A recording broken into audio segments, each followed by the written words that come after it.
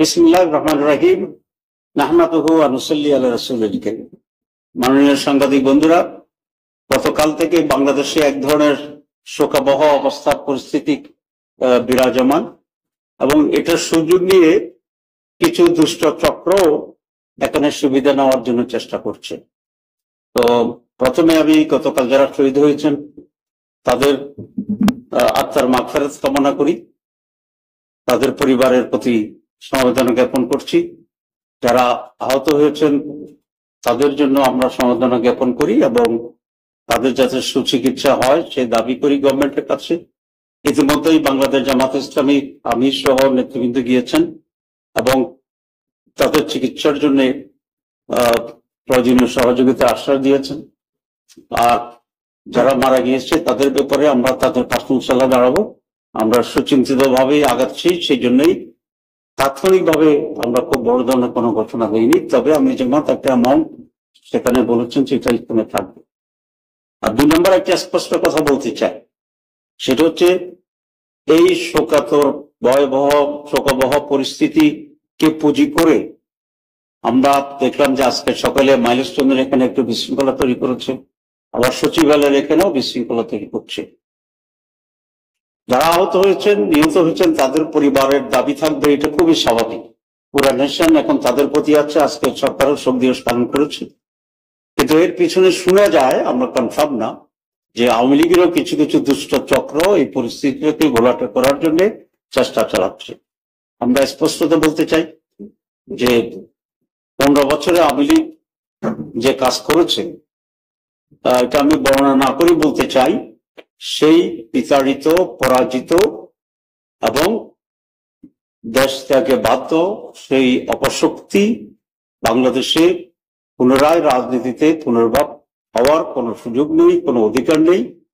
এই ধরনের বিশৃঙ্খলা যদি শুরু করতে থাকে তাহলে আমরা সকলে মিলে ঐক্যবদ্ধভাবে সেই জুলাই আগস্টের চেতনা নিয়ে আবারও তাদেরকে প্রতিহত করার জন্য আমরা ব্যবস্থা গ্রহণ করব ইনশাআল্লাহ। তো আর আজকের যে ব্রিফিংটা সেটা তো খুব শর্টলি আমরা বলবো। প্রথমে ছিল আমাদের কেয়ারটেকার সরকারের ফরমেশন নিয়ে। এই ফরমেশনের বর্ণতা আপনারা বোধহয় পেয়ে গেছেন অনেকটাই, যে সেখানে একটা সার্চ কমিটি হবে, সেটার ফরমেশন হবে 5 জনকে নিয়ে। আমাদের প্রস্তাব ছিল, বিএনপি প্রথমে 4 জনের কথা বলেছিলেন, আমরা বলেছি না এটা 5 জন হবে। পরে বিএনপি সহ অধিকাংশ দলেই 5 জনের ব্যাপারে একমত হয়েছে অনেকটা। যেহেতু এটা এখনো ফাইনালি ডিসিশন ডিক্লেয়ার হয়নি, তো আমরা এটা কালকে আরো রিফাইন্ড হয়েছে আপনারা জানাতে পারবো। তবে বেসিক কতগুলো জায়গায় একমত হয়েছে, সেটা হচ্ছে 5 জন হবে। এর মাঝে 2 জন সরকারি দলের, 2 জন বিরোধী দলের, আর 1 জন পার্লামেন্টের তৃতীয় দল যারা থাকবে তাদের একটা প্রতিনিধি নিয়ে। এটাই আমাদের অরিজিনাল প্রস্তাব ছিল, and that has been accepted by all the political parties. Number 2, তারা প্রধান উপদেষ্টা যিনি হবেন, কেয়ারটেকারের প্রধান যিনি হবেন, তার জন্য নাম আহ্বান করবেন একটা ক্যাটাগরিতে। সেই ক্যাটাগরিটা হচ্ছে সরকারি দল 3 জন আমরা বলেছি,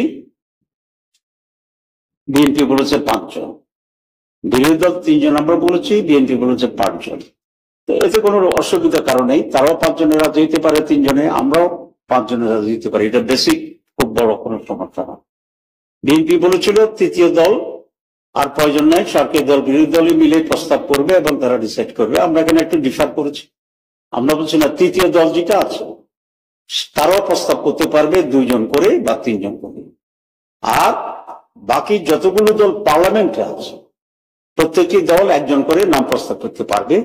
আর স্বতন্ত্র সদস্য যদি কেউ থাকে তাহলে তারাও 1 জন করে নাম প্রস্তাব করতে পারবে।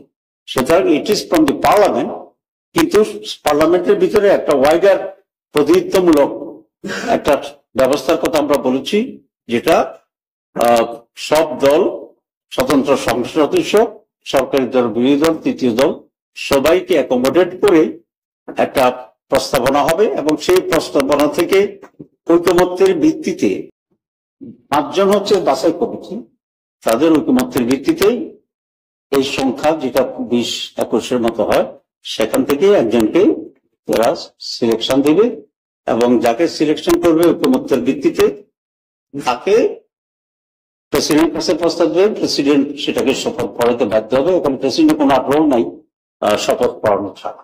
এটা হচ্ছে the formation and the process, primary number 1। Number 2, যে প্রস্তাবটি আসছে যদি এখনো ঐকমত্য না হয় তাহলে র্যাঙ্ক চয়েস একটা সিস্টেম আছে, যে 1, 2, 3 1, 2, 3 করে যিনি ফার্স্ট হবে। এটা অনেক পলিটিক্যাল পার্টি একমত হয়েছেন, কিন্তু আমরা এটার সাথে একটু রিফার করেছি, কারণ আমাদের দেশে তো এখনো হর্স ট্রেডিং এর যেটা হয় আর কি সেই সম্ভাবনাটা থেকে যায়। 1, 2, সরকারি দল বিরোধী দল যদি সমান সমানই করে তাহলে থার্ড পার্টি যেটা আছে তার সে তখন ডিসাইডিং ফ্যাক্টর হয়ে যায়, যে থার্ড পার্টি যেদিকে যাবে ওদিকে হয়ে যাবে।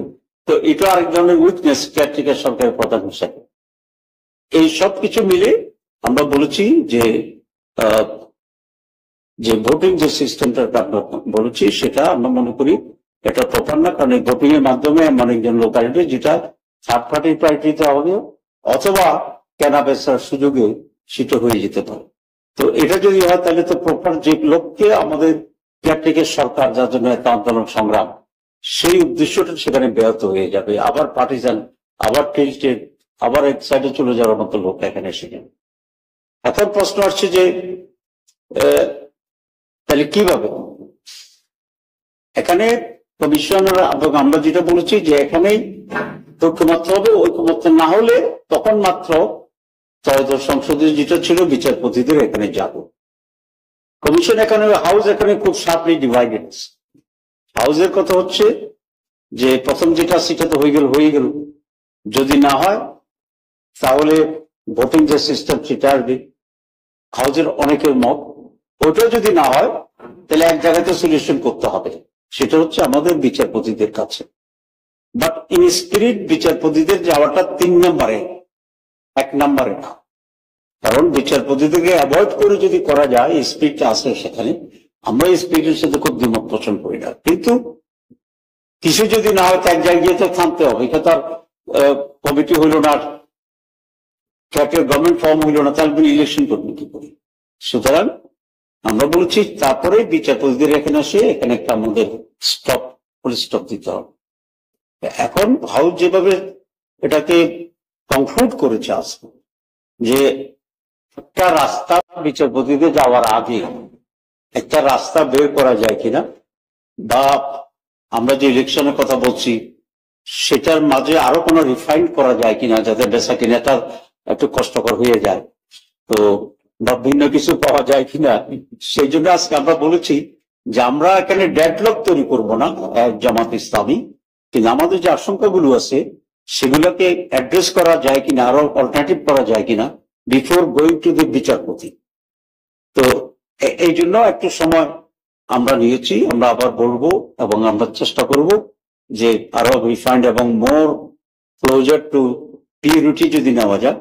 আর একান্ত ভাবে যদি সেরকম বুদ্ধিশুদ্ধি না বের হয় তাহলে একটা জায়গায় গিয়ে তো আমরা অ্যাকসেপ্ট করবো ইনশাল্লাহ। আমরা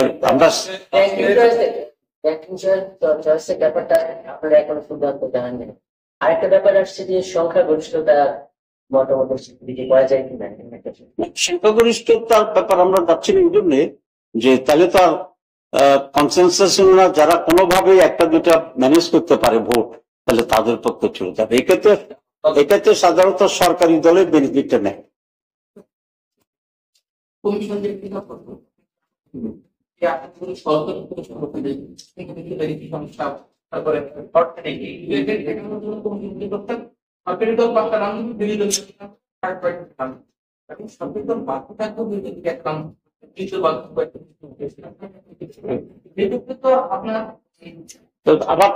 আবার তো 3টে হয়ে গেল, লাগবে তো একজন করতে গিয়ে সবাই করে একজন যদি না কোনো কাজ হবে না, থার্ড পার্টিদের বুঝতে পারবেন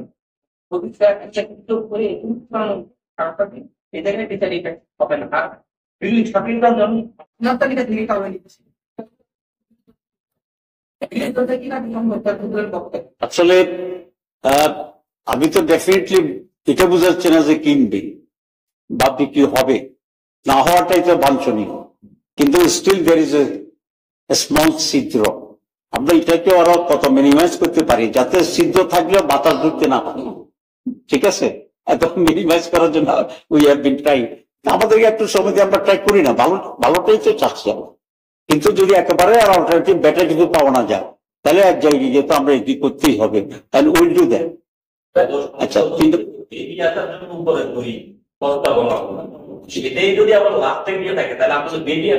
না, ওই জন্য বেরিয়ে চেষ্টা না বেরোতে পারলে আপনি কি করবেন? না, আমরা পূর্বাবস্থায় ফিরে যাচ্ছি না, সেই জন্য আমরা অনেক অল্টারনেটিভ এখানে সার্চ করতেছি। কিন্তু আপনাকে তো একটা রাস্তায় আপনাকে যে কোনো ভাবে এক জায়গায় তো করে গভর্নমেন্ট ফর্ম করতে হবে। যদি এমন হইতো যে হইলেও না হইলেও নাই, তো তাহলে আমরা এত এক্সারসাইজ করতাম না, কিন্তু এটা তো হইতেই হবে। হওয়ার জন্য আরো বেটার অপশন আছে কি না, সেই জন্যই আজকে আমরা উপত্য কমিশনকে বলেছি একটা দিন সময় দেন, ঠান্ডা মাথায় আর একটু চেষ্টা করি, আল্লাহ কোনো বুদ্ধি টুদ্ধি দেয় কিনা দোয়া করতে থাকি, যেটা আরো বেশি অ্যাকসেপ্টেবল হবে। যদি না হয় আমরা বলেছি যে আমরা ডেডলক করবো। আমাদের প্রস্তাব বিএনপির প্রস্তাবের ভিতরে অনেকটা কাছাকাছি। এটা অরিজিনালি আমরা আগেই 3টে প্রস্তাব দিয়েছিলাম, কারণ এটা আমাদের 2 নম্বর প্রস্তাব। শুধু ডিফার যেটা করেছে 4 জন, বিএনপি বলছে, আমরা 5 জন বলছি। এটা মোর রিজনেবল হিসাবে হাউস অ্যাকসেপ্ট করছে, বিএনপির পরে অ্যাকসেপ্ট করছে। আর ইলেকশনের ব্যাপারে যেটা আমরা বলেছি সেটা বিএনপিও এগ্রি করেছে, আমাদের প্রস্তাব আমরা এখানে আসছি। এখানে বিএনপি জামাতের এগ্রিমেন্টটা বড় ইস্যু, ছোট হচ্ছে এমন একটা পদ্ধতি যে ইস্যুতে আমরা সকলেই যাতে এগ্রি করতে পারি এবং যেটা উত্তম হয়, সেটা হচ্ছে এখানে ইম্পর্টেন্ট জিনিস।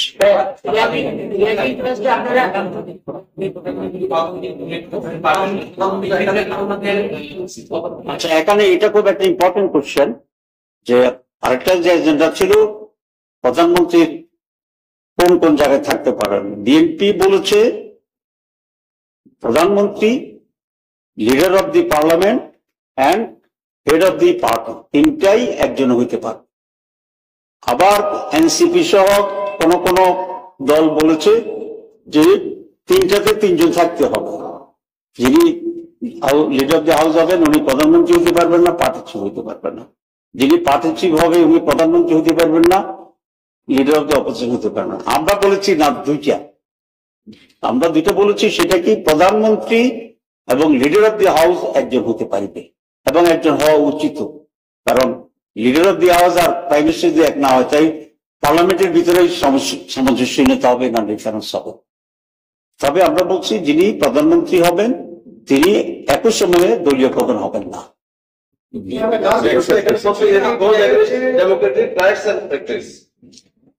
বিএনপির অনেক আর্গুমেন্ট আছে, আমাদেরও অনেক আর্গুমেন্ট আছে। আমি সব আর্গুমেন্ট যদি দিই তাহলে তো 2 দিন লাগবে, কারণ আমরা বলার চেষ্টা আর্গুমেন্ট দিব। বলার চেষ্টা করেছে সেটি হচ্ছে যে একজন যদি পার্টির প্রধান হন সেক্ষেত্রে তার যদি এই কারণে তিনি যদি প্রধানমন্ত্রী না হতে পারেন তাতে তার গণতান্ত্রিক যে অধিকার সেটি বাধাগ্রস্ত হবে। তাদের এই ব্যাখ্যার বিষয়ে আপনারা কি মনে করছেন? আমরা মনে করছি যে বাংলাদেশকে এখন আমরা যে রিফর্ম করছি এবং অনেক চেঞ্জ আমরা নিয়ে আসতেছি, সেভাবে দলগুলো যেন ডেমোক্রেটিক হয় সেই চেষ্টাও আমাদের করতে হবে। কারণ ডেমোক্রেসির ভায়োলেশন হয় তখনই যখন নিজ দলেই ডেমোক্রেসি, এবং আমাদের মূল উদ্দেশ্য ছিল পাওয়ার ডিসেন্ট্রালাইজেশন রাষ্ট্রীয়ভাবে। তো রাষ্ট্রীয়ভাবে যদি ডিসেন্ট্রালাইজ হয়, দলীয়ভাবে এটা ডিসেন্ট্রালাইজ হতো। এটা হচ্ছে আমাদের আর্গুমেন্ট। আর বিএনপি যেটা বলছেন রাইটস এর ব্যাপারে, এটা তাদের আর্গুমেন্ট হইতে পারে। সব কমিশনের যে প্রস্তাব সংবিধানের বিধিবদ্ধ প্রতিষ্ঠান সেগুলোর যে নিয়ম, সেগুলোকে যে কমিটির মাধ্যমে যে নিয়ম, সেগুলো আপনারা না, ওটা তো আলোচনা আসছে, আমরা তো আলোচনা আজকে করিনি, যেহেতু অল্প, আমরা কালকে আলোচনা করব, আমাদের যুক্তি দেব। আর এগুলা হা না বলার মতো কোনো ইস্যু না।